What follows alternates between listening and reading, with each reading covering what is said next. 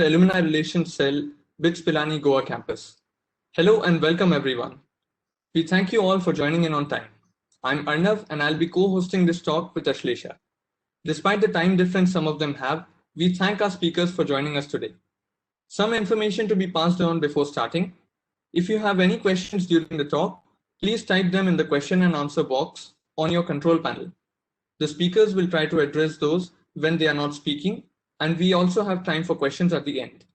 Please note that the question answer option is different from the chat option, and in the chat, the speakers won't be able to answer a particular question if they want to.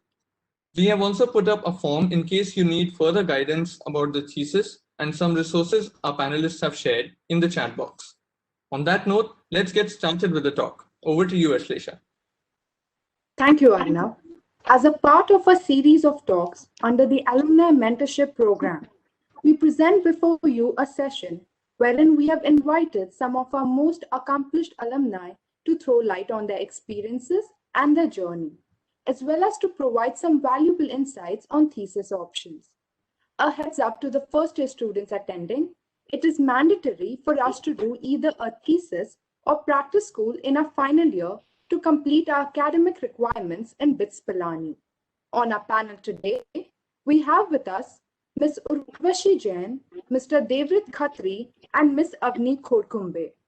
We hope that this session clarifies all doubts and provides the right path to pursue your dreams. Our first panelist for today is Avni Khodkumbe, who graduated from BITS Goa in 2020 with a degree in electronics and instrumentation. She did her thesis at the University of Twente in Netherlands. She completed her thesis on the topic Preserving Power Amplifier Linearity under Load Mismatch. She's currently working at Texas Instruments in the States. She has also received admit letters from Stanford, MIT, and the University of California. I'd now like to call upon Avni to address the aspirants in attendance.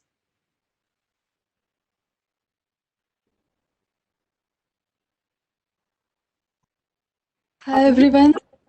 Hi, can you hear me? Am I audible? Yeah. Okay.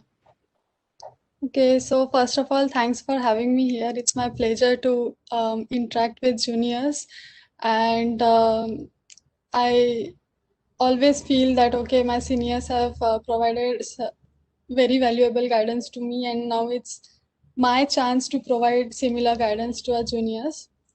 So thanks all of you for coming here to listen to my perspectives on what I perceive as, a good thesis, and I hope it helps you to plan your thesis. So I will just go like this. I will give a step-by-step process of how I went about my thesis, right from application to the end of it. And so yeah, I pursued my thesis in fourth year first semester, and after that I continued as RA in the same lab in my fourth year second semester. So I will provide details on the RA-ship later on. First I will go through the thesis procedure that took me to University of Twente Brahmanatas lab, which is one of the topmost lab in integrated circuits. And if there is anyone who is specially interested in integrated circuits here, I would highly recommend applying to Professor Brahmanatas lab. So yeah, so for me, step one was to actually decide which area I want to pursue my thesis in. So there is one factor that I took into consideration, that which field do I enjoy the most, and that was for me it was integrated circuits and morely analog intensive because digital wasn't my forte. So I decided to find the labs which were analog intensive. So first step would be to find the focus area. If you are CA student, there will be subfields in that. If you are electrical engineering student, there will be subfields in that. So choose one subfield. You don't have to go too much niche, but at least a broad overview that, okay, it will be integrated circuits. So yeah, after I fixed that field, I next step is to find the professors who work in that field. So I would recommend simply going to different universities in India or in US or in Europe. And university websites will have department or research groups listed. So you can see the research groups or whatever departments they have and what all professors work under that department. And from there, you can get the idea of which professor is sort of working in the subfield that you are interested in. So make a list of that. Also see the Google Scholar page of that professor. It is very important because when you will be constructing email, you have to be very, personalized in that email and not send mass emails at all, because professors know that it is a mass email and they wouldn't really pursue it as the student is particularly interested to join their lab. So as you are going through the Google Scholar, just note down the keywords or one or two papers they have. I know at this point it would be very difficult for you to understand what the paper is about, but just understanding the keywords, right, which will be given in the Google Scholar, that also helps. And I think professors also understand that at undergrad level, you won't be able to sort of would be that much expert to, understand the papers that they have written after so many years of expertise. So yeah, once you sort of get the feeling of keywords that professor mainly works on, then the next step is to, okay, one point I can add here, in the Google Scholar itself, there is a list of co-authors with that professors. So from there, you can get to know more professors working in the similar area. So it's like a chain. So once you have that data compiled, the next step is to email the professors. And this is a very important step because professors are very, very busy and they get a lot of emails like this on day-to-day basis.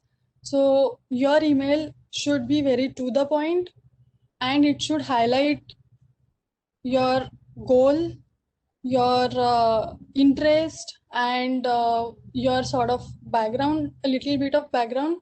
And writing an email is altogether different topic to discuss, I guess. So I have written a LinkedIn post on a template how to write emails asking for research internships or thesis. So I think that would be great if you could just read that post and get the information about how to write an email. Now once you receive positive responses from the professors, some professors might go with taking interviews. Some professors will give they will just say, okay, you can join my lab and there will be administrative process that will be starting. But if at all they choose to take your interview, then there are three most important parts of that interview. First is your technical background. So if you are in integrated circuits, so you should know fundamentals of microelectronic circuits, electronic devices, so they can ask questions on that. Second part is your projects that you have mentioned in your CV, right? So you should be very confident about your projects and that should reflect while you are explaining it to them. You don't want to come off as, okay, I haven't done any work, my group mate only did it. So you should understand the project properly and you should be able to explain it properly to the professor. And third part would be behavioral question types, where they ask what were the challenges you faced and how did you overcome it, so that kind of things. And it is also a good thing to kind of email their PhD students or other undergrad interns or MS students who are working with that professor and ask them about what kind of questions professor probably might ask in the interview, and yeah, that sort of thing, to get an overall idea of the personality of the professor so that you can perform your best during the interviews. Once you are through the interviews, I think then the main part is to do very well in your thesis, because the professor is also going to probably give you an LOR, and that will be an asset for your MS or PhD application. For me, it was one of the most important part of my application. So it is very important that you take your work seriously and really work hard in your thesis. And if possible, the best case would be you are able to publish paper in good conference, or write a paper for a good journal. So yeah, I have also written a blog post on how to perform your best in your thesis. So if you feel like, you can also visit that. And so this was my thesis process, I would say. Now comes the RA-ship part. So BITS has this program called Semester Abroad program. I think not many people go for it because there are a lot of restrictions attached with it. First is that you have to pay fees for that foreign university, which is obviously not possible for undergrads like us at this stage. So there is a workaround for that. So you can, if you impress, the professor gets impressed by your thesis work, there is a high chance that they will probably ask you, would you be willing to do a PhD under my guidance or something like that. So then you can politely ask them if it is possible to continue as RA. So if they have funding and you have proved that, okay, you are a good student, then they will probably hire you as an RA for the next semester.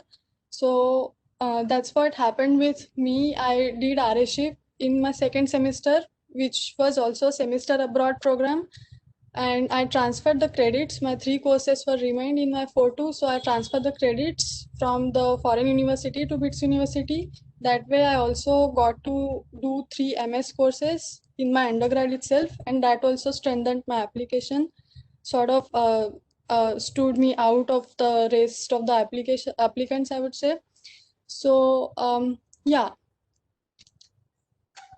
That's all about it, I think. If you have any more questions, I would be happy to answer them. Okay, I have 2 minutes.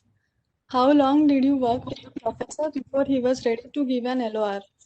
Okay, so this actually depends a lot from professor to professor.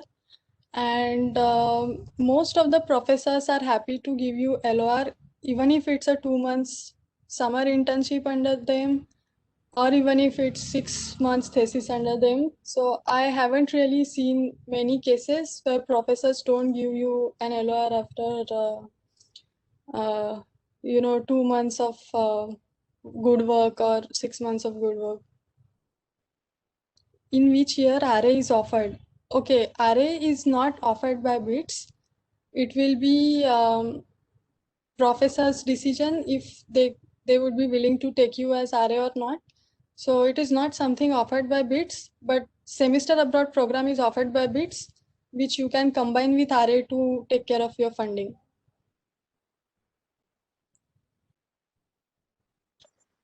Thank you for sharing your story with us, Savani. Our next panelist, Ms. Urvashi Jain, is a research student who completed her thesis on the role of DNA methylation and clonal expansion of stem cells and inflammatory aging from Stanford University. She graduated from BITS Goa with a dual degree in biological sciences and computer science. Presently, she is a research scholar at Stanford University. We look forward to draw upon her experiences and gain valuable insights into the thesis option. Passing the virtual mic over to you, Urvashi. Thank you. I'd just like to point out that I'm no longer working at Stanford as a research scholar. I've been preparing for a year for UPSC, and that's another story. That's a personal choice. But right before I start off, I think I'd first like to talk about how my journey, navigating my interest in biology, how my interest was formed, and the way I got my thesis, and also about why I decided not to pursue research afterwards. But a lot of it I do owe to my seniors and friends at BITS, especially BITS Goa. And that's one thing that I'd like to mention to everybody, is that BITS is a very giving community. Most of the information that I received, timelines, the guidance, even general motivation to send out emails, etc., was because of this support. And you can always reach out to any of the seniors, any of the alumni, because there are a lot of people who have walked this path, and you don't have to repeat the same mistakes, and you can always get people to guide you and mentor you. So that really helped me. Starting off with biology, because a lot of people ask me this question, why did you go for biology? Or because I was a dual student with bio and CS, why did I opt for a year-long thesis, which was majorly in the field of biological sciences? So I was always interested in biology, even in school, but I knew that I did not want to be a doctor, and I was more interested in being a scientist and engineer. So BITS had that option when I was applying to colleges, and I chose bio as my first preference at BITS because I really wanted to see the kind of scope and the combinations that are available when you combine engineering and a thought process like engineering in the different research applications in bio. My interest took off after our Gen Bio course. I think most of you would have already taken the course. I really enjoyed the course also because the faculty, especially at BITS Goa, they make it very interesting. It's a very small department, so there's a lot of active interest that they take in discussing the subject and the ways that they want to make it interesting. I was really inspired by this talk that one of my seniors had given during the academic orientation about the scope of the subject. So he was mentioning these cool options like EEE plus bio and making biosensors that go into the body, or biomechanics, etc. In fact, I read this book by Venki Ramakrishnan, and he got a Nobel Prize after doing a PhD and postdoc in physics and then changing his stream to biology. So all of this I had always found fascinating. I think my research interest really developed when I took an SOP, which is like a project course that you can take at BITS in my second year under Professor Indrani Talukdar. It was about stem cells. It was just a reading project, so I had to read a lot of research papers. But that really gave me a flavor into what academic research and what the study looks like, what kind of options are available, and obviously the courses that I did at BITS. Another thing that really helped, and I think somebody was mentioning about how to approach professors, etc. Personally, in my case, I always had a very good rapport with the bio faculty. It's because they were very, very approachable. A lot of my friends and I, we would just sit around like at Monjani's or Food King. I'm sorry for those who aren't able to do that because of this pandemic, but that really helped me because we had a lot of informal discussions with professors that piqued my interest in the subject beyond just classes and getting good grades. I was really interested in knowing about their journeys and how they pick their research fields, what kind of breakthrough research is happening currently. So I think that kind of laid the foundation of my academic life at BITS, where very early on I had decided that I do want to pursue research. And then for my PS1, this is again like for the first year, right? You will have to do a practice school at the end of your second year. So for the PS options, I wanted to go for a lab setting or a clinical setting because I wanted to understand what biology is like in the industry. So I did my PS1 in Shankar Nethralaya in Chennai, which is an eye hospital, and they had a research lab within the hospital. So it was a very interesting combination of a non-academic setting lab dealing heavily with clinical research. Again, in my PS1, I had the chance to observe the environment, really understand what the life of a researcher is like, more than the skills that I picked up, because you shouldn't have very high expectations of a PS because it's difficult for the institute to give you a project and give you more hands-on experience when you haven't really done a lot theoretically or academically. So my takeaway was that I was able to observe a lot. I was able to talk to the people there and find out about the projects and what kind of timelines are there in a project in bio, what kind of fields are there, how much work does it require, what are the options for people who take up research post their PhD or post their research career. So again, that laid a nice foundation for me to get a flavor of research. And then with my PS1 at Shankar Nethralaya in my third year, I was always a strong student academically. I had my CGPA, which was very high and like it was decent. So I used my good CGPA or my good grades as a strength. And I applied for a lot of scholarship programs in my third year. So again, this is for those of you who are in your second year or even in your third year. There are a lot of funded scholarships by governments of different places. There's DAD, which is by the German government. There is PATPAC for French institutions. There is a SM Bose Khurana scholarship. So the drawback is that these scholarships do focus on a high CG, or they have an eligibility criteria for a good CGPA. But if you do qualify that, I would urge everyone to apply because it not just opens doors to a lot of opportunities and gives a huge boost to your CV. It also was like a test run for me for both my thesis preparation, like how to apply and how to get a thesis, as well as for the kind of work that I would be doing in a thesis, because a 2-month internship in a lab abroad can really make you understand what kind of setting is there in different countries, what working with the professor really means, and how to take advantage of that. So I finally got the Khurana scholarship, and then I did my third year summer internship in UCSD, University of California, San Diego, under a professor called Bing Ren. His lab was a really big lab into this new and upcoming field called epigenomics. And he had a lot of collaborations with labs across the world. And he had like 20 to 30 projects which were actually happening in his lab. So that was my first real research experience working with a professor and understanding, what all happens inside a lab.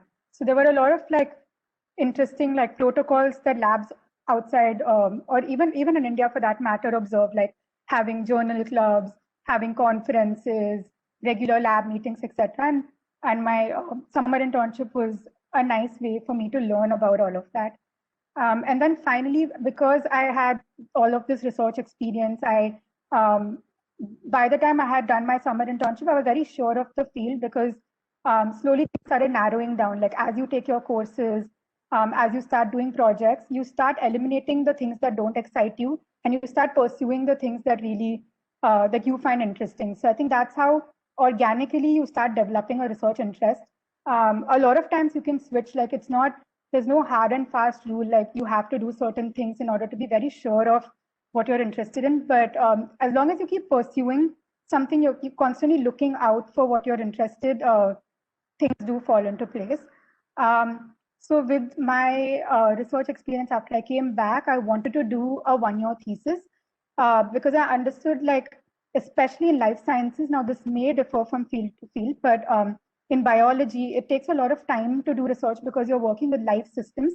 So I did not want to do a short project, because the more time I gave to my research, the more opportunity I had to actually get the results while I was there and then also analyze them. So I decided to do a 1-year thesis, and I started applying to labs. Now, the timeline that I followed was I basically like geared up for the thesis preparation. This is something that I'd like to talk about after I finish with my journey, that what are the things I got ready in order to start sending out emails.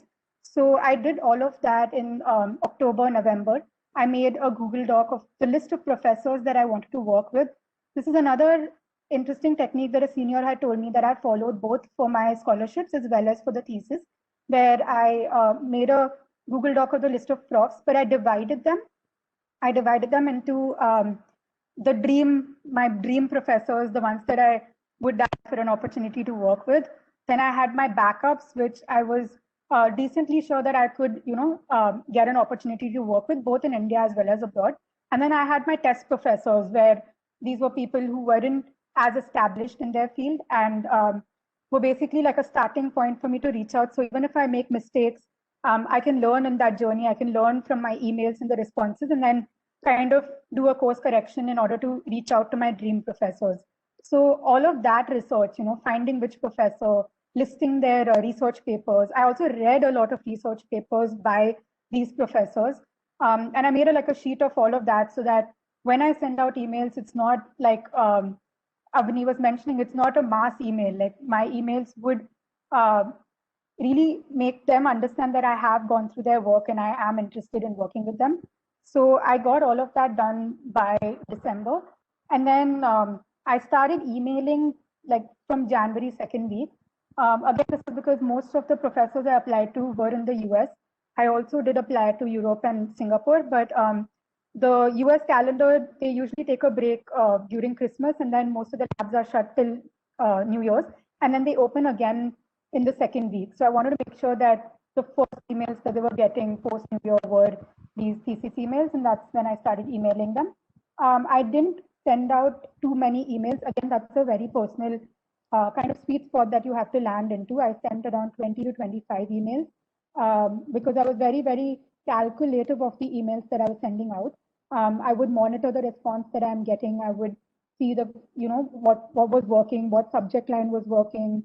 If I had to shorten the paragraphs, if I had to increase them. So I can talk a bit more about that soon.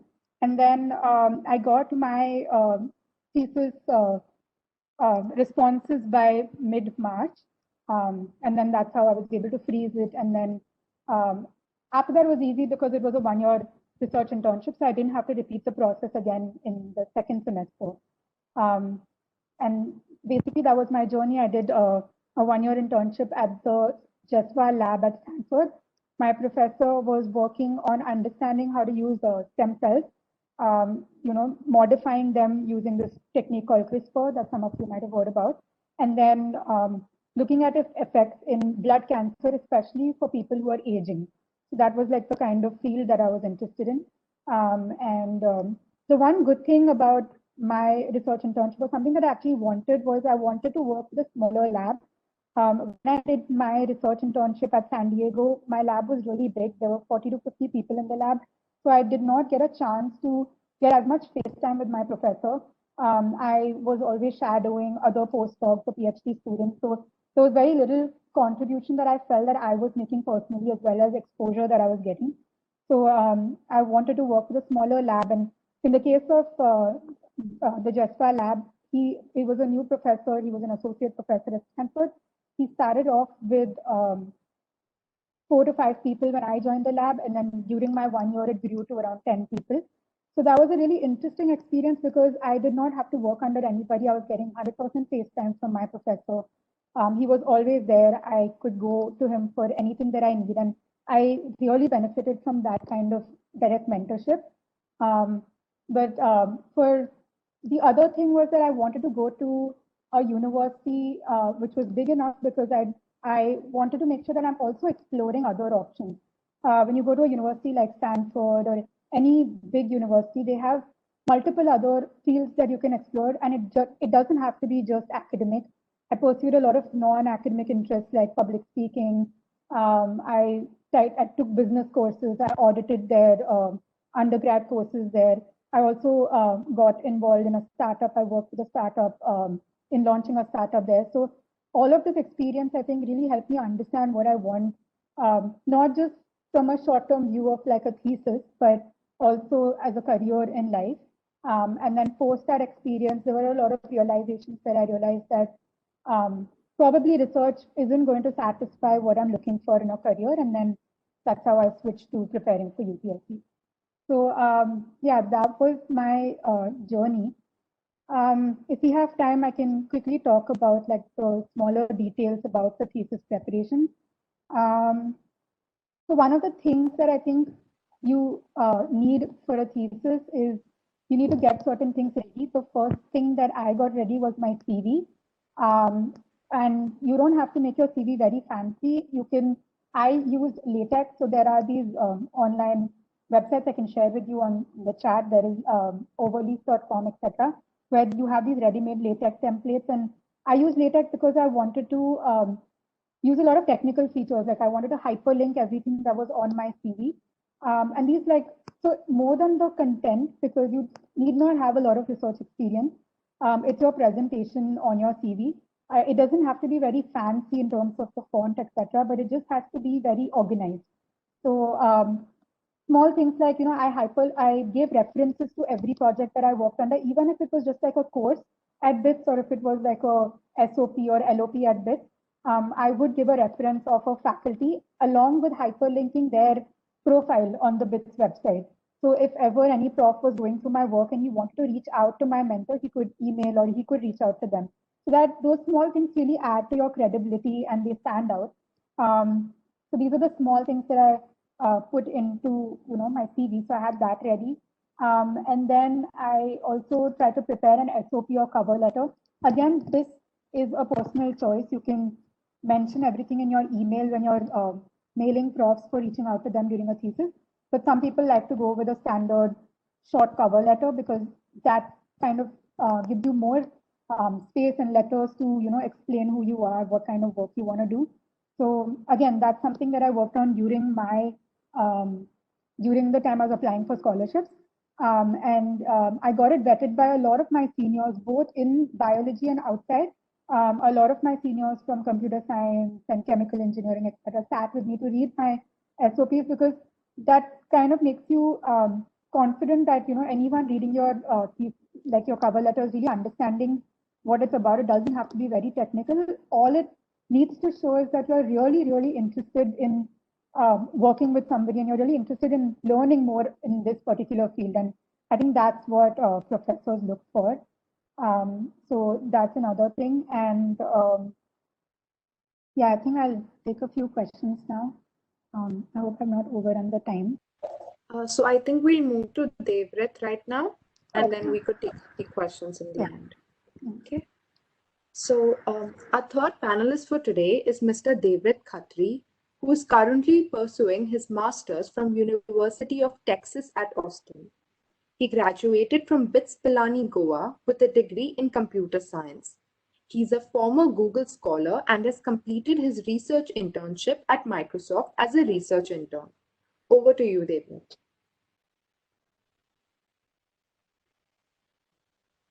Hello, people. Hello, everyone. Thank you for inviting me, and thank you for all the great adjectives that you use for all the speakers. Like we have really achieved something or something, but yeah, we're still in the race. So yeah, again, I'm Devrit. I'm currently pursuing my master's in computer science at UT Austin.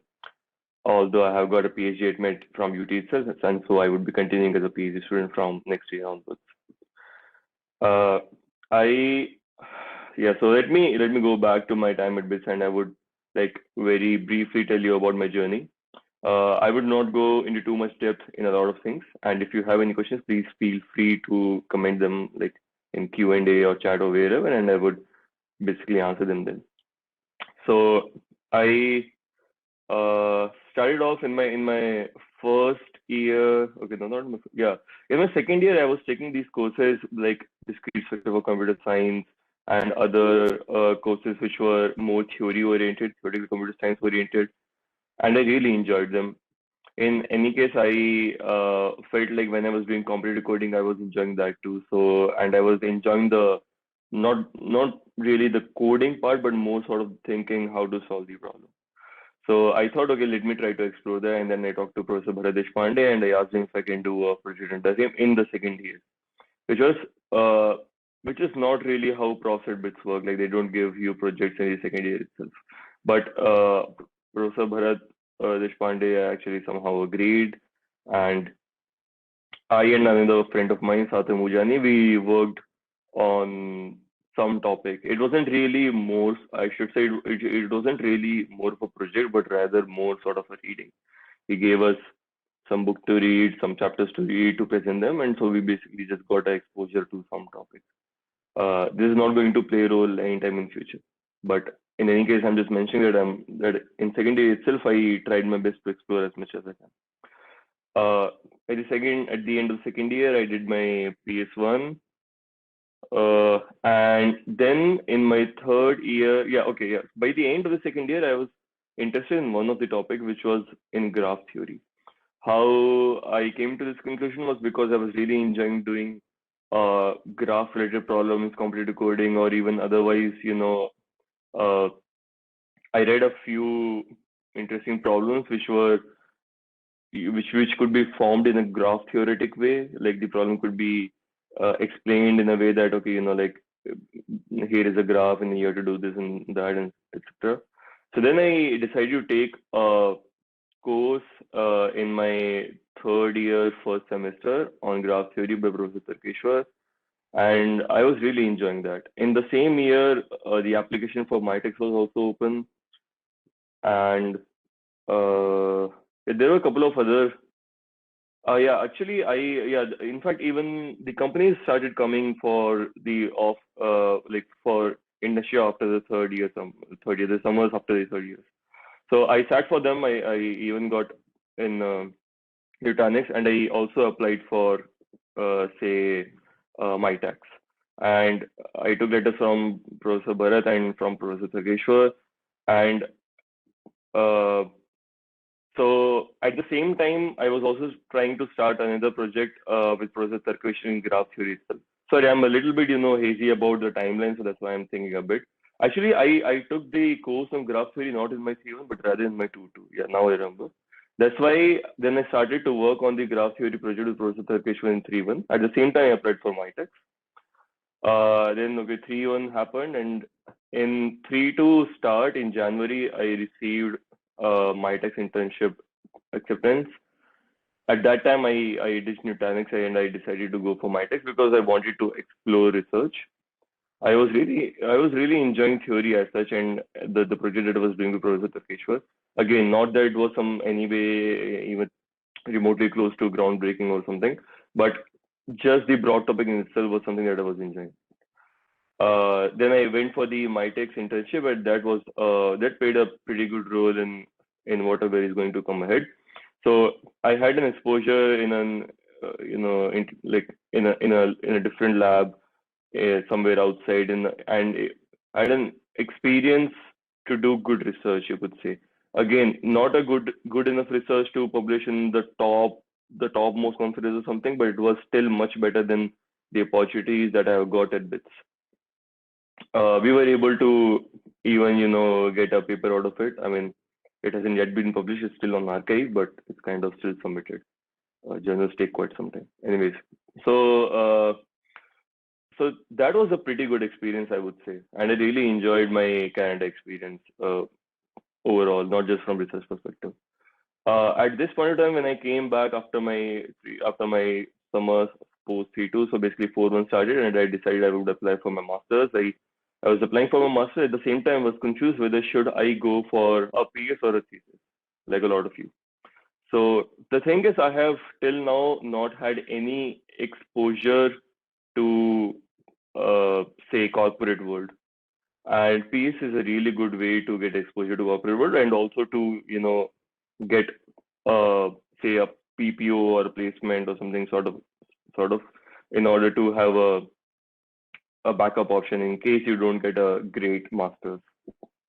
So I was originally planning to go for PS, but I still thought that, okay, let me apply at least 2-3 places where within India itself. I didn't want to go somewhere outside.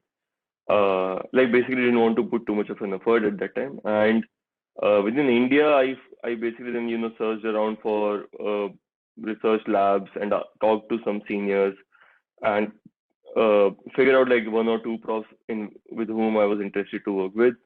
One was at IISc Bangalore, one researcher was at MSR, Microsoft Research Bangalore. So I applied to both of them in the sense that I mailed them with my interest. It was a pretty short email, very concise and to the point that, yeah, I'm Devrit, these are my background, this is what I've worked on, this is what I want to do. I want to pursue a 6-month undergraduate thesis and day supervision from this time to this time. So the person from MSR didn't reply, and I sent him a reminder after 2 weeks. The person from IISc did reply. Again, I was still considering to go for a PS. I was kind of inclined towards that, unless I really got, someone from them or like I had really not thought a lot at that time what I wanted to do, whether a PS or a thesis, but I was still, kind of applying and keeping my options open, you could say. So I got a reply from the IISc guy, and I talked to him over a call, and then we saw that our interests are matching, but not that much matching. There's not really a lot overlapping. Then after the reminder, I also got a reply from the MSR guy, and he asked to set up a interview or a discussion sort of a thing, and we did that. This happened around October mid, I would say, and then he said, okay, he will let me know. Again, 2 weeks passed, and on the day of the deadline, I still had not heard back from him. So I emailed him again and said that, are you today is the last day, so I need to decide. And then on that day in itself, he replied by saying that, okay, no, I would be happy to have you on board and so on. So on the last day of the PS to TS, conversion date, I was in a dilemma whether to go for it or not. But then I thought, okay, you know what? I've given my interview. This guy has also, taken his time out. Now I've given him hopes. I should not do like this, so I converted. In any ways, I was liking the work that he was doing, and I also wanted to explore research more. The only thing that I was, a bit cautious about was, so I was not allowed to sit for placements because I discontinued Annex. So I didn't go for internship, so for a corporate internship, so I didn't have any job offer. I couldn't sit for placements, and I was not also going for PA. So I had no way to go, from campus through campus to apply for jobs or something. So I had to really think of whether I really want to go for thesis or not. But then I now this is something I believe that you don't really go ahead in life unless you take risks. Okay, so I thought, okay, let me take this. And I went to MSR.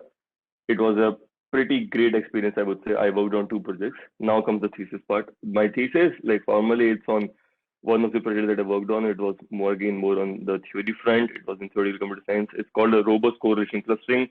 It was a clustering algorithm, some problem clustering algorithm, and to do some approximation algorithm on that.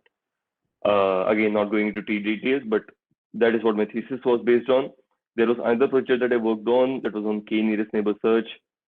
Yeah, let me not go again into details about the projects, but basically there were 2 projects that I worked on. One was more in theory, this one, correlation clustering, and the other one was more sort of application based, in the sense that it was more systems plus coding kind of a thing.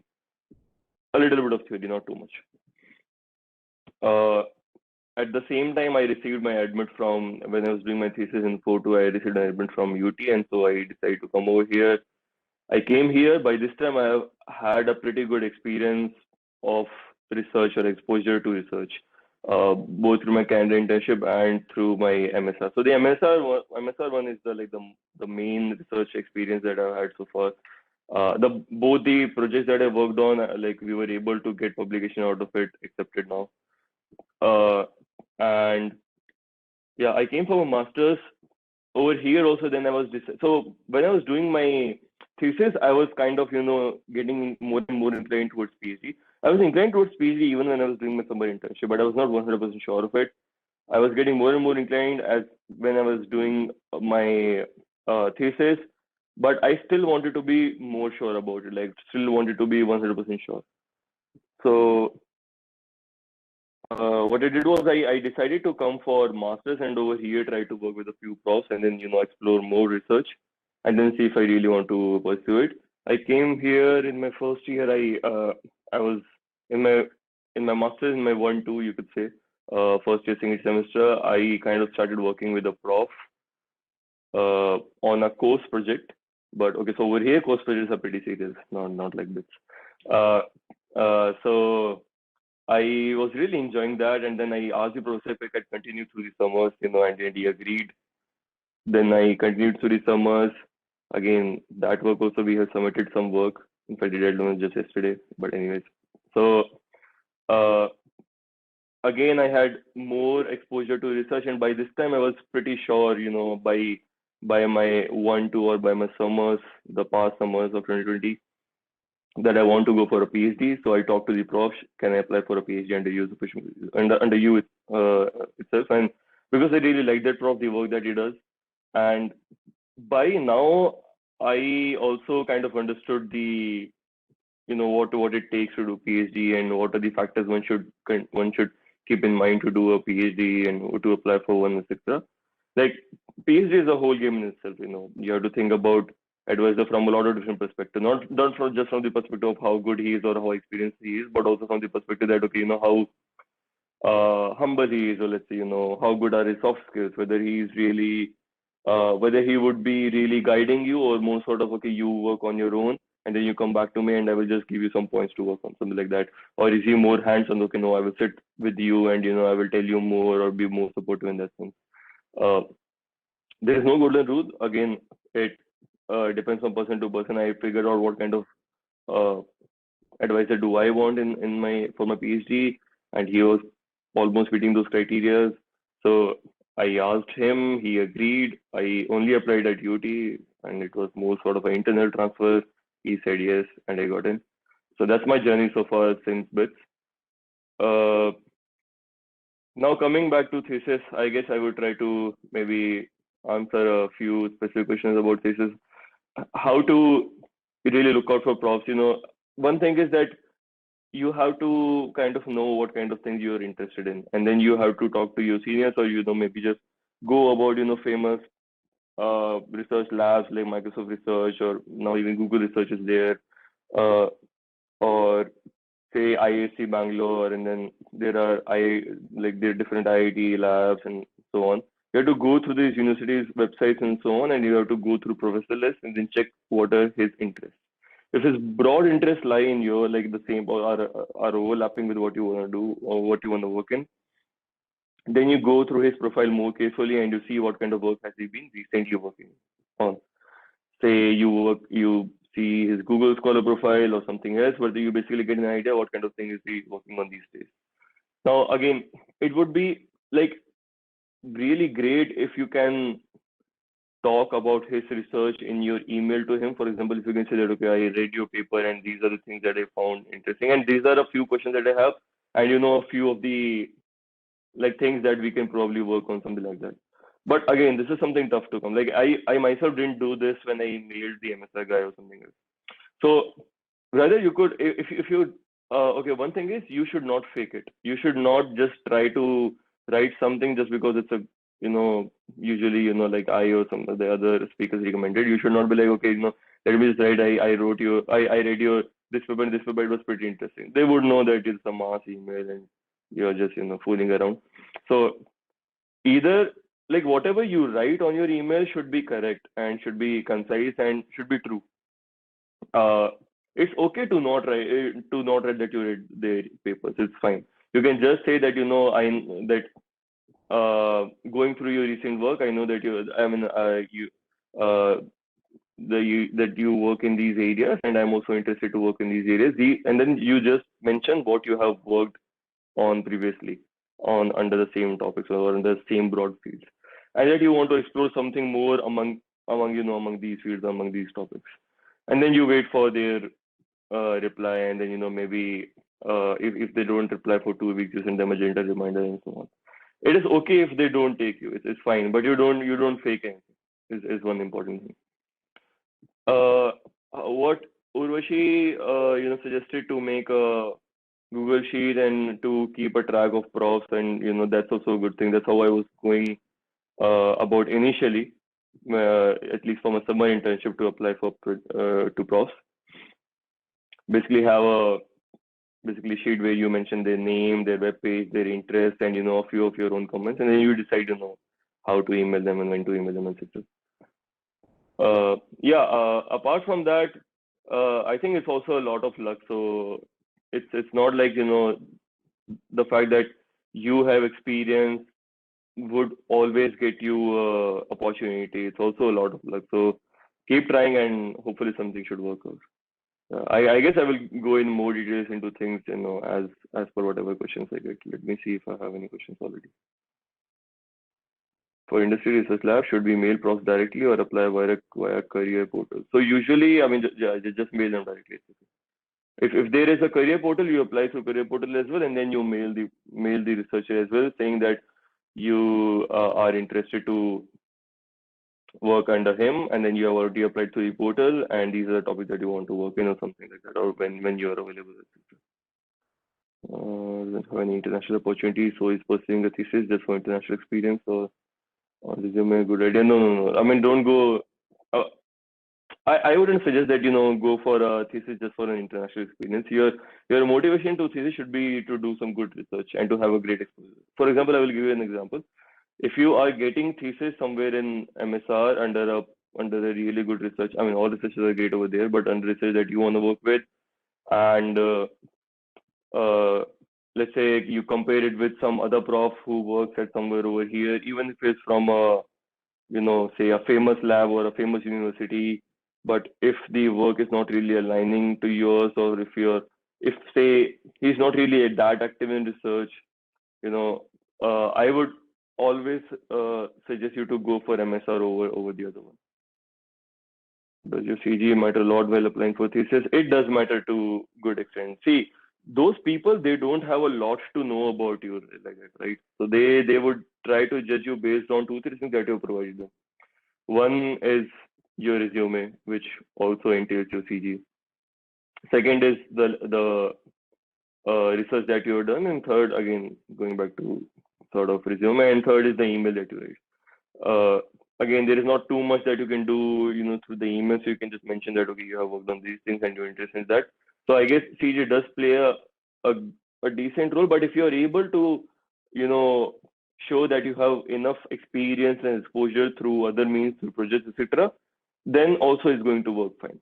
For example, if you have say a publication, I mean a good enough publication. Okay, let's just forget about publication. Even if you have some good enough projects to talk about, or you can somehow talk about your exposure in that field, probably professor would, he may still consider you.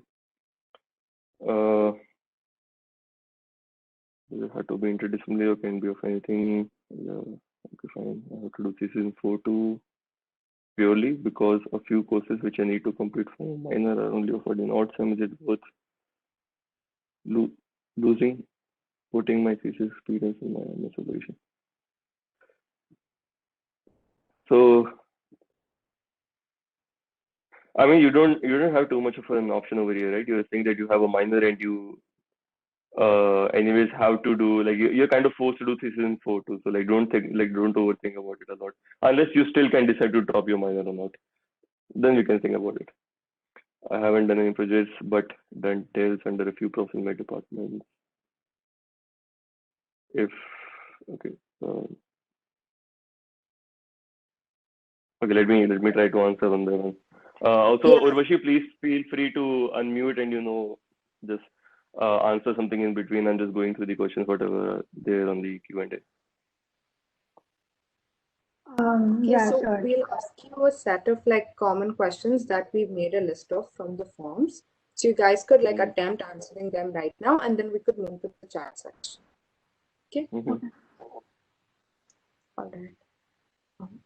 Okay, so the first question that we have is that I want to do masters in CS, but I'm from EEE. Can I skip thesis and go for PS or still do masters? I think David. Yeah. If you have, so what they would say, if you had done only electrical related courses in your undergrad and you don't have much experience in computer science or the kind of courses that usually university offer, the BITS offer for CS people, you don't have a very great chance for a master's, irrespective even if you go for thesis. I'm talking about good universities over here. By good, I mean, say international ranking, QS ranking in CS less than equal to say 70.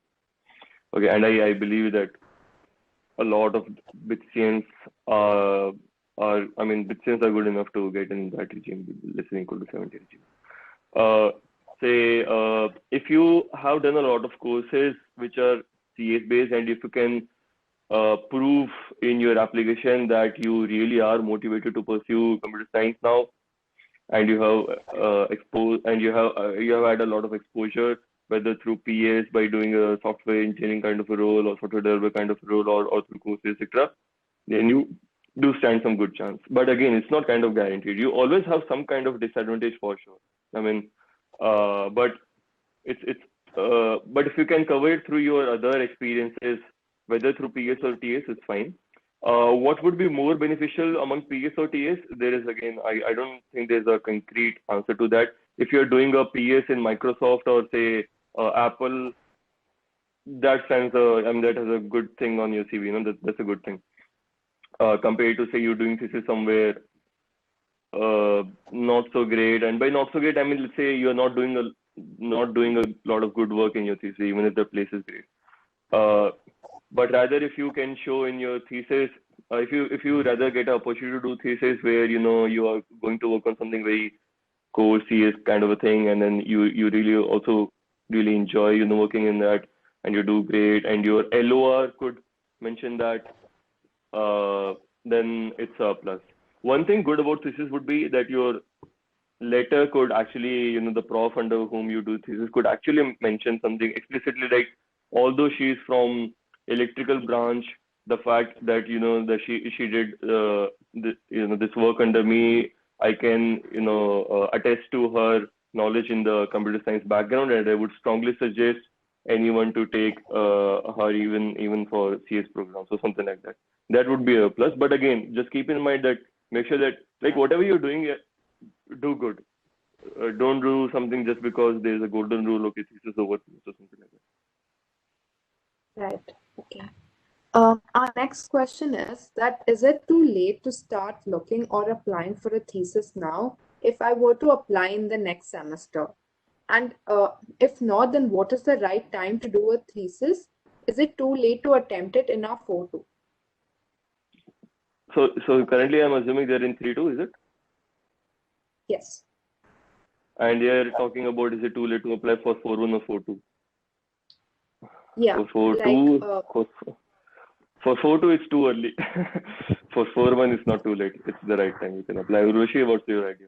Yeah, I think it's the right time. Also, like a lot of things I think would have changed because we don't know how these things are playing out with the pandemic. So I'm assuming that like a thesis abroad is sort of ruled out, and if that is, I think it makes it easier because a lot of times you need to apply in advance to places abroad just because you have to figure out like visa and then moving there and your financials, etc. But if you're applying for profs in India, I think it's the right time. You can immediately start mailing, and yeah, like it shouldn't be that difficult to find one, especially if you know that that's the research area that aligns, as well as if the prof already has an availability. So, yeah. Okay. The next question is, opting for a thesis means foregoing the PS stipend and traveling abroad that may be financially taxing. So what are the funding programs that are available, and how should we approach the professors for funding? Okay, so there are a couple of things actually. So a lot of people do funded thesis. That is like while you're doing your thesis, the prof who's hosting actually gives you a stipend. Now this entirely depends on the prof and the lab. I do have friends who have gone on like a completely funded thesis where their stay, their travel, as well as daily allowances are taken care of. In my case, I did not have that option. Only my travel as well as like healthcare was covered. There are also like scholarships, etc. Scholarships can again be in two forms. BITS are used to give out a travel scholarship before. I'm not sure what the case is right now. So that just covers like your travel expenses. Then the host university sometimes has like funded programs for visiting students. So you have to kind of like look out for their visiting research student departments. They might have scholarships just for Indians or South Asians, etc. So you have to do a little bit of like research into actively looking out for these kind of programs. I also know of a few alumni who've actually gotten sponsors for their thesis. So if they're not able to get any scholarship program, they try to approach either profs in India or other sources if they could fund them, and they try to independently, as they're looking for their thesis, they're also looking for funding opportunities and scholarships. So these are a few things that I've heard of people do. But if none of this works out, then it entirely depends on your financial situation and what kind of living expenses would be and where you're going to. So the location also matters.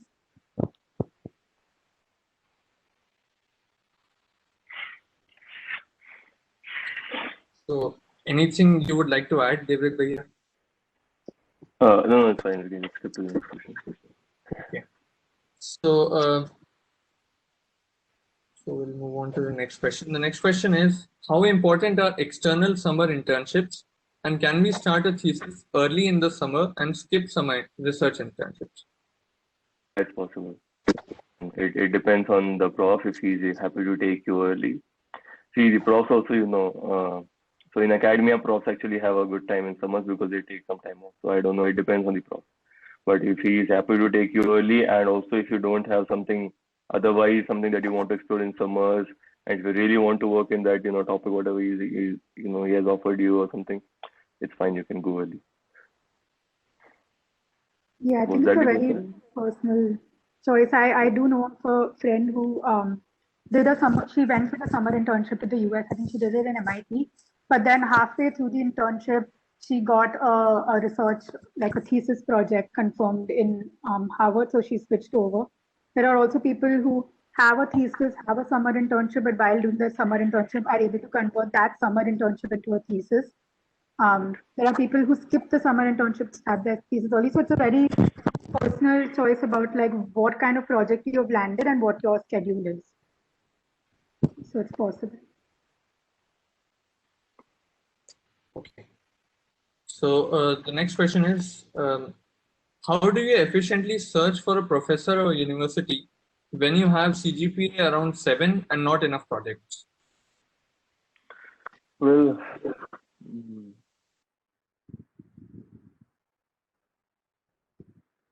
So I think unless you start the process, because again, we have not been on the other end to know what the selection criteria is, what really catches the eye of a professor. CG helps in kind of like streamlining that process because there's always surety when there is a CG.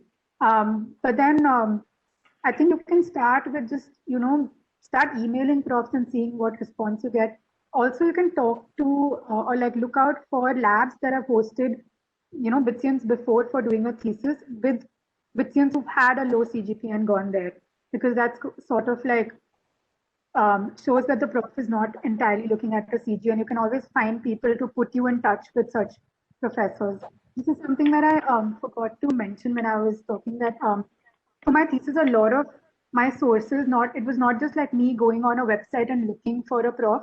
I spoke to a lot of alumni. I actually went to the alumni division in college and I asked them, can you give me a list of all the alumni working in bio and like stem cell bio? So they gave me like an Excel sheet of different alumni in different universities with their phone numbers, email IDs. And I spent a lot of time emailing them and talking to them and asking them who are the professors who are taking in BITSians, what kind of work they do. And one or two of them did actually put me in touch with such profs. So cold emailing is not the only route. If you can expand your network and try to reach people who know other people, that always helps. So that's one thing that you can explore. I would like to add something. So one thing is like if you don't have enough projects already, if you don't have a good CG, like one thing is to first again I'm not saying that you're not good enough or something, but just question yourself, what are your interests? I mean, have you really decided on your interests or something? Don't just go blindly emailing professors just because you want to do a thesis. Like there is, again, as I said, repeating again, there is no golden thing of, you should do a thesis or you should not do, or you should do a thesis, you should not do a thesis. Think about what you really want to do. And how usually things go are, they go from, bottom up. You start working with people at, at BITS, profs at BITS, then you go for some summer internship at some okay place, and you get a better expertise and more exposure, you get it somewhere better, and then, that's how, you go bottom up.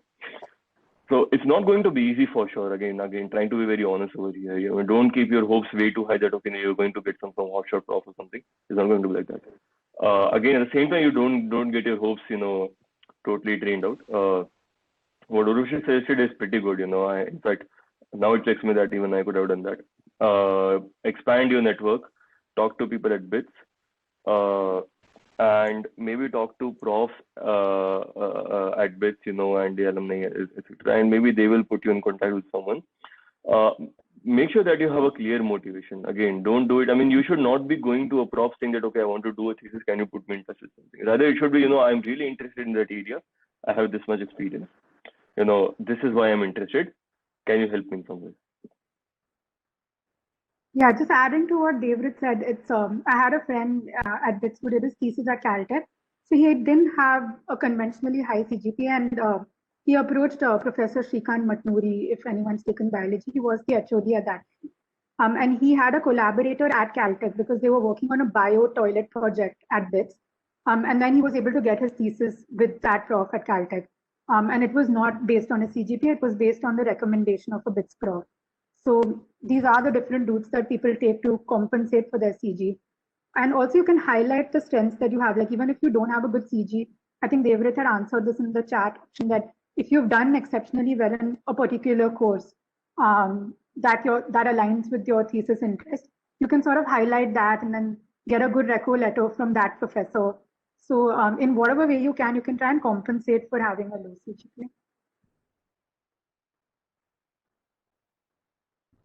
All right.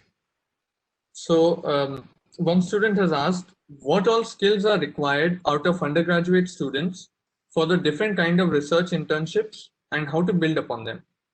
Yeah, so professors don't, I mean, I guess Avani also said this and briefly me also. So it is okay to not have, say, knowledge about that exact particular problem or the exact problem or topic that the prof wants to work on. It's okay to have a very broad, idea. Again, like personally speaking, when I applied for MITEX, I didn't have any idea about the particular topic that I actually worked on. I only had a very broad, say, idea about graph theory in general. In the same way, when I applied for Microsoft Research, I had a broad, background in theoretical computer science and by doing courses or through other projects, etc. In graph theory again. So it's okay to not have idea or a background in the exact topic that the prof is working on or his lab is working on these days. If you have the exact, if you have worked on the exact problem, it probably might give you some advantage, but don't think that okay, it's kind of needed sort of a thing. How do you develop on that?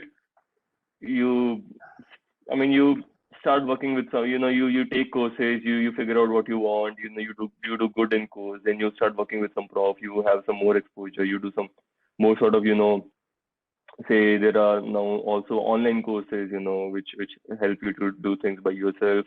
Then again, it's all different, you never stop, you keep, jumping around from here to there, you try a lot of different stuff, and then you slowly, you just keep building yourself. Urvashi, you might add something.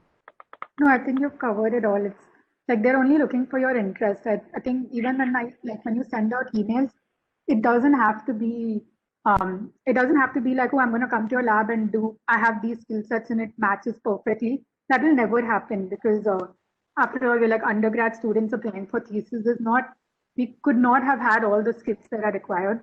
So as long as you show you're very, very interested and that, you should be able to show that the skills you have are very adaptable. So you can show that, okay, I've done so-and-so project, and these are the few skills that I picked up, but I can apply them, or I'm a fast learner, or that I have like interdisciplinary research. So using these like key ways to catch their attention, you just have to show that you will work hard and you learn the skills on the go. So you don't have to have anything. Yeah, there's one thing more that I would like to add. So one thing is that when you start working with profs at BITS or somewhere outside, just make sure that you work really good. What happens most of the time is as you move ahead, irrespective, even if you're mailing profs, let's say it's not a program like MITEX or Viterbi or whatever, even if you're just mailing profs, they might still ask, okay, do you have some recommenders? Can I, have letters from some people? And those letters are going to have a very high weightage. I can't, express more importance of that. It's like if they say that he did okay, like something like that, then you don't stand a good chance. If your recommender says something really great about you, then you stand a really great chance. Like for example, when I applied for Microsoft Research, I didn't apply through portal. I emailed the researcher with whom I wanted to work. At the end of my conversation with him, he still asked the two profs that you work with to send me a letter directly. Then I asked both my profs, one with whom I worked at MITEX and one professor, Bharat Deshpande, and they mailed him. And not that it was a requirement as such, but you see, they can still ask for it. So just make sure like whatever you're working on right now, you do it really great so that you at least you have some people to recommend you. Also, make sure this is something not just related to this question. Make sure that you get really involved with at least one or two profs at BITS so that there are at least one or two strong recommender from BITS. A recommender from your undergraduate is a must, irrespective of wherever you are applying, whether for masters or PhD or thesis or whatever. It's like you're done your undergrad over there. You know, someone should be able to speak about you from there. Right. So then, besides the recommendation letter, what other different materials do we require from the professors for thesis? So wait, let me get this question again. So are you saying that what should be mentioned in the letter? No, like anything else that's required from the professors other than the Okay. LOR? I think it depends from professor to professor. Like usually, if you're just like emailing a prof, you kind of attach your CV because in a CV you're able to like quickly go through what kind of projects or courses you've done. And usually that's it. But then, like David said, if you have reco letters, if you're having like a second time communication or like an added response to the prof, then you can send in these recommendation letters. Usually in my case, I used to send out my CV and then my CV had like links to my reco letters. And then the prof would usually like get back saying that I want to do like a Skype call or a short interview. So, then I would like talk to the prof via Skype. But more than that, they didn't ask for documentation. So again, it depends on the university also. One or two universities that I applied to, I think they required me to send in like a no objection certificate from there. So my transcript to check that I'm like an undergrad or what kind, like which year of my course I'm in. So these kind of things depend on the university and the prof. But just to reach out to them, I think just a CV and email should be enough. All right. David, do you have anything to add? No, that's good enough. Okay. The next question is for you, that how to do a corporate thesis in terms of getting a college approval. Yeah, so what I did actually doesn't count. I mean, okay, I don't know whether it counts or not, but it doesn't really count in the usual vanilla definition of what people at BITS call as corporate thesis. What people think of corporate thesis, okay, for example, you will go to some company like Microsoft, not Microsoft Research, say Microsoft or let's say Nutanix or Apple, not a research lab, but company, and then you will do a thesis over there. That sort of thing, I don't think it is allowed. And if it is allowed, then I don't know how to go about it. Microsoft Research, IBM Research, TCS Research, IISc, okay, IISc University. All these are Google Research. These are all research labs. The research labs can't come under a usual normal thesis. It's equivalent to, it's like basically the same thing as doing a thesis in some university. So if you're thinking of corporate, like if you want to call it corporate research in the sense that you're applying for some company and then doing research, it's not really that. Like I didn't face any problem from BITS side for this research internship. I just the usual procedure that I had to undergo if I had say an acceptance from some prof at university. It was the same thing. I got an offer letter. I attached them to my conversion form and then I basically send them over to the department. That's all. Okay. Our last question is, how many professors should one contact in general before getting decent replies? Don't just blindly mail professors. You will also not be able to write really well in the letters in your emails. Make sure that you are doing some good enough background work.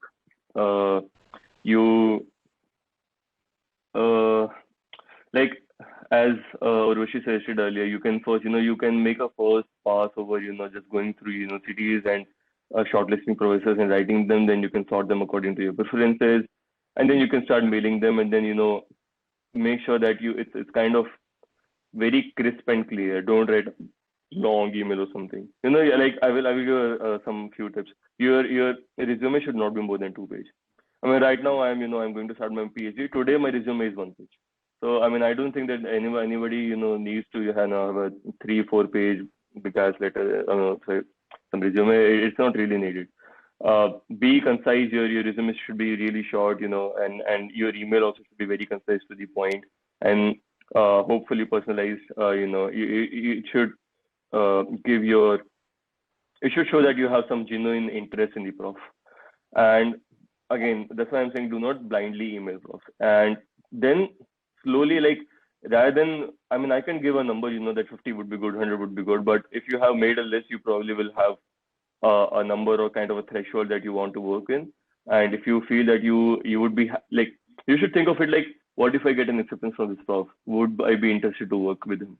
If the answer is then, yeah, probably go and email him and make sure that you do some good enough background research. What the prof is working in, is his or her research lab. What the current projects are.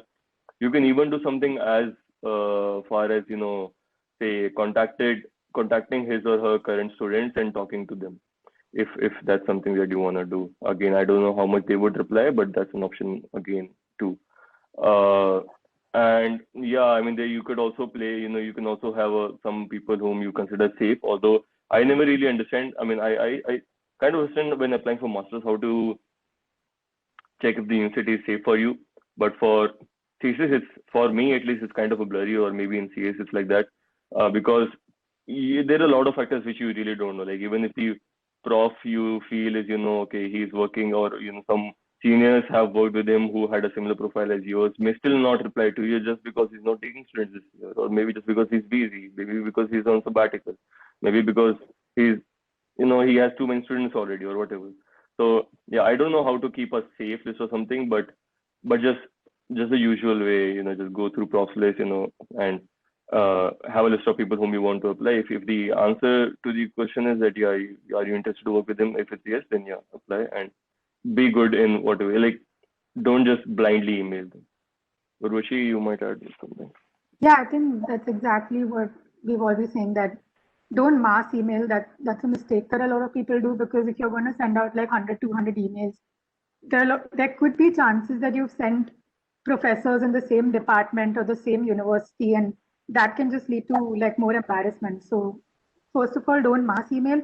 The exact number, it completely varies from people to people. People have a very wide range of number of profs that they reach out to. Again, that could also be because your research interest is also very wide. If you're very, very sure on the research topic and it's extremely narrow, there will be fewer profs, and you will have to work harder to make sure that each email counts. So yeah, and also like David said, yeah, you don't usually, there is no concept of a safe professor.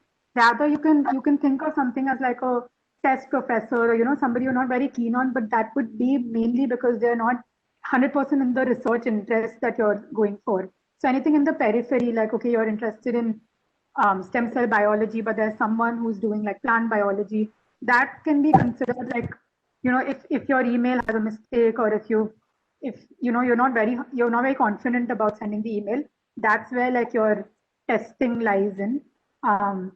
But more than that, I think it's how well you frame your emails. Also, I think there is a question about whether you should call up a professor instead of writing an email. Again, this is very personal. I would suggest you don't do that. Like, the reason people email is because it's a formal channel of communication. It's also that profs don't have that much time. Many times your emails are unread because they read emails on the go. They have multiple emails that they have to go through, and they could be in different time zones.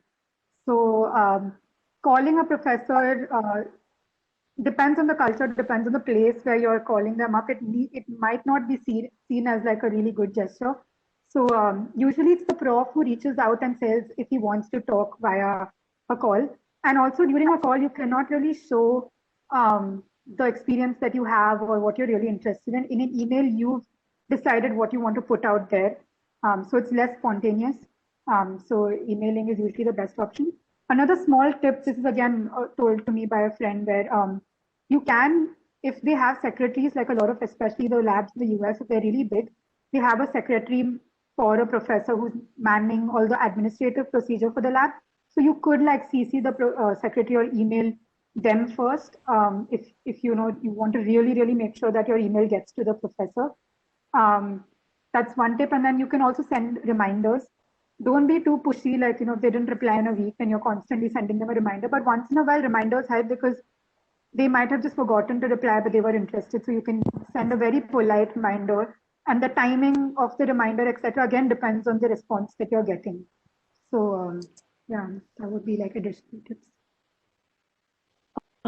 Okay, so we have like quite a few questions in the chat box, but most of them have been covered. So do you guys want to go through it? I see an interesting one. Does doing a thesis affect your chance of getting a placement since it gives an impression that you are inclined to go for master of time? I mean, I first of all, I don't think so. Second, if it does, let it be. You do what you do. Simple. Yeah, I mean, I think Okay. they're worried about maybe the schedule and stuff, but there are people who have done a thesis and then sat for placements and whatever round is being offered. Or you can apply to companies outside of BITS also. So, yeah, thesis usually adds to your research experience. It's not something that detracts from your skill set. So don't think of it like that. Okay. I've done many projects as SOPs, DOPs, informals, but each project has been in a very different field, and the correlation is quite less. I do feel I have some topic in my mind finally for a thesis, but I do not have any project to show for it. So can I do It's some okay. coursework though? Or how should Yeah, I I mean, first you can do some coursework. Second, in otherwise you can write email that I have explored these many topics, but I finally decided that this is my research interest. It's okay. I mean, until the time that you even show that like even the fact that you're working, that you're interested, that you're actively exploring, and you're very active, it's in itself is also not it's actually a pretty good thing. Uh, um, yeah, and maybe yeah, okay. Urushi, do you want to add something? No, exactly what you said. I think it's if you make it seem like an advantage, if you make it seem like your strength, then it will definitely work in your favor. You can always tell them that, if you've been asked personally, you can tell them that you jumped around because you were, zeroing in on what you like. You can show that you have diverse skill sets so you can respond to problems in a more, flexible manner. So all of this can work in your favor if you frame it like that. So, yeah. I'm a dual degree student and would like to pursue thesis in management domain that is completely out of my branch of BITS. How should I approach the same and how should I convince my HOD for the same? BITS has opened a management related thing, isn't it? Okay. Management related domain. I think you have to think about how you want to present it to the BITS. I'm not sure of a management team, but I did know of a friend who did her thesis in a museum, and she was basically curating content for that museum. She was a math student, so it was nothing to do with her subject. But she was able to find some prof in BITS who understood, her research and like her interest basically, and then was able to frame her topic in such a way that somewhere you can find the link to her branch. So I'm sure professors would know better about this. Then you can talk to people about how do you show your project. So even if you're doing it in a management stream, if you can somehow connect it, that can help. So I mean, it's possible. I think just me and David don't have an experience in doing that, so we can't give you like a perfect solution. I just feel like Yeah, it's possible. yeah. I guess I would also say the same. So I haven't done anything like that, but I have seen people do something like that, and whatever she said goes well. You kind of convince prof that it really matters to you. You find a good prof because like in terms of like who would really understand your from where you're coming, etc. And then hope that someone agrees. That's all. Okay, so These LOs to from yeah, go ahead, sorry. yeah, so I was thinking we could end the talk and you guys could like continue replying to the questions in the chat box. Does that work? I mean, I can speak for sure. I'm here for Okay, that. so do you want to go through like more questions? Then? Yeah, I'm available. Okay, so Yeah, even I the, can answer questions. the recent question is how flexible is the PSTS transform deadline? We're not way too flexible, somewhat flexible. Like, maybe a 10 days might be okay, maybe 15 days might also work. I have seen at most a 3 week or something, a friend of mine, but that was a very, very special case. Like, he got thesis from thesis opportunity from a really great lab, and then the HOD kind of, I mean, then HOD himself talked to the PhD division saying that, that is really a great place. I would also prefer him going the same. So that was a very special case, but just don't like make it 2 weeks away or something like that. In that case, also just make sure that you have some good enough point. Like you can't say officially the due date is due date. They have the right to say no. Okay, so you can't do a lot. But so don't rely on the flexibility a lot. Okay, so don't rely. Okay, yeah, usually 5 days would work. They can still say no, and you won't be able to do anything. So if you have a really great offer, and if you can convince them that it's really important to you, and you can also convince some HOD in your department, then maybe some things could work out. Don't rely on it. Don't rely on that phase too. Okay. Another good question is doing a thesis in India any good compared to the foreign universities? How much valuable are they on your CV? It's very good. Doesn't matter. What matters is whom do you work with. Okay. So again, you know what? I mean, again, I'm going to be a PhD student. I'm coming to India for my summer internship because I'm going to do internship in India. It matters whom you work with rather than where you work with. Even before PhD, see, research is all about what you work on, with whom do you work on, sort of thing. It doesn't matter if you're working on, say, even if let's say if you're working, let's say tomorrow gets a really great professor. I mean, there are already good professors, but let's say some more professor, come in and then you work with him and you get some really good work done and you are able to publish somewhere great and he's able to write something good about you. Nothing like that. It's good enough. So don't go after the name. Okay, this prof works at Harvard, this prof works at MIT Media Lab or whatever. Don't go after the name. Rather go after the work that you would be doing and the prof that you would be working in. Is he really active in research? Is he really, the interest do interest match and so on. Not even once I have, apart from that Montreal thing, not even once I have interned somewhere outside India. And my thesis was in India. My this coming summer internship is in India. In fact, even the summer of previous year, I was supposed to again intern at MSR. I didn't because of COVID. So I asked the professor with whom I was working to if I can continue with him over here. Otherwise, I was actually coming back to India. So there is nothing like bad about or there is a preference of you or something versus what. All right.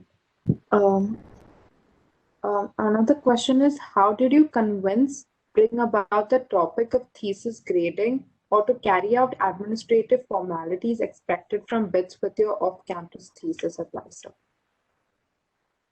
But I didn't get the question. Is this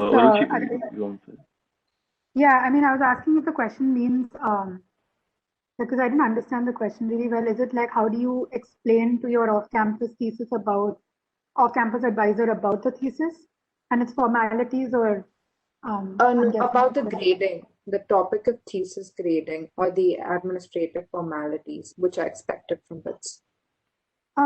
Okay, so I think in my case, after I had approached a professor, I had like a brief call, so I sort of walked him over what a thesis is like personally. So I was able to explain to him these like small like details that I'm still an undergrad student. If this is part of my course requirement, how others do it in other universities. And then BITS also sends out like a form. They send out like a handout, I think, and you can send that to your off-campus advisor because it explains the grading procedure at least.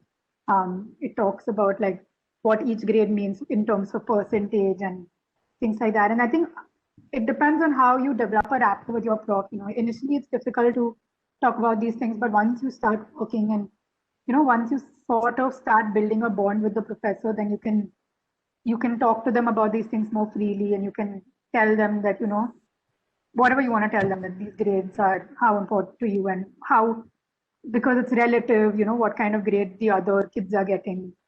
So this discussion doesn't have to be done like when you are going in for a thesis. I think it's entirely secondary. It's when you have to do it, like when you have to do those administrative procedures and as well as get your grades, that's when you can tackle it. Shouldn't be a deciding criteria. All right. So I think we're nearly done with all our questions. So Arnav could deliver the vote of thanks now. So with this, we come to the end of our thesis diary session. I would like to express our immense gratitude and thank the panelists for making today's talk possible. And thank you all for attending this talk. We hope that it proved to be insightful and will help you achieve your dreams. Please fill up the feedback form that has been put up in the chat box. Each suggestion is valuable for us. Good night and all the best. Yeah, guys, and we also formed a Telegram group for AMP thesis. So if any of you have doubts, we have like many alumni who've done a thesis, and these guys can help you out. So do join that. Also, speakers, there are a few more questions in the chat box. So if you guys are could answer them, that'd be great. Else we could like end the talk. It was a pleasure. Thank you, everyone. Thank you for having us.